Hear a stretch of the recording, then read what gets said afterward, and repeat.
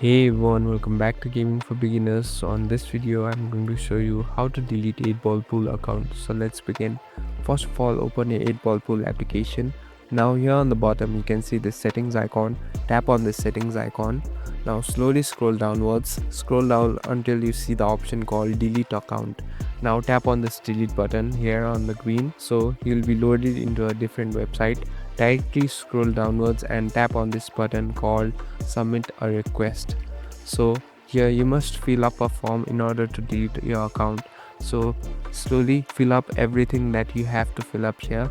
Here enter your unique ID, your email, and here tap on I wish to delete my account. Here you can even fill up anything or suggestion or any feedbacks, and at last tap on submit button. So this will take some time and some days in order to delete your account and you'll be done. Thank you for watching this video. So this is how you do it.